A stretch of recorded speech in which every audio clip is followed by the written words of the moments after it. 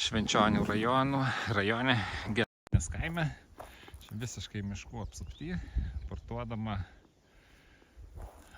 buvusi gal jau sodyba, nes pradėta remontuoti. Žmonės kūrėsi, pradėjo remontuotis, kad gyvent pastoviai. Va čia visur aplinkui miškai, o ten toliau už tų. O čia va kažkur yra tvenkinukas toks iškastas, jis ne šių namo savininkų, bet kaip ir niekieno. Aplinkui miškai, sakė, atvažiuoja uogautojai, grybautojai. Čia netoli pasienio zona yra, tai pastoviai patruliuoja ir budi pasienio darbuotojai, tai sakė, apskritai yra be galo saugu ir išeidavo ir namų nerakindavo. Tai vat namas va pradėtas tvarkyti, stogas atvarkytas, pakeistas, vidus nebespėjo padaryti, nes nusprendė parduoti. Bet parodysiu ir vidų, kad matytumėt, kas yra.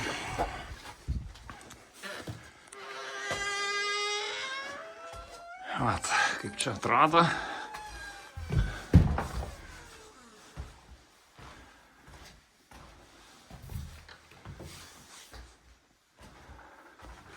Mazgas irgi pradėtas kurti. Boileris pastatytas. Čia dušo kabina buvo numatyta. Čia net nežinau, kas buvo numatyta. Gal kriauklė gal kažkas.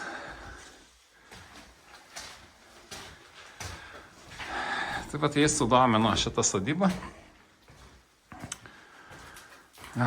Kviečiu į apžiūrą.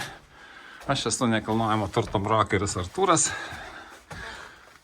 Mano skelbimus galite rasti ypatingai sodybų Gryčios LT svetainiai arba realus skelbimų portale.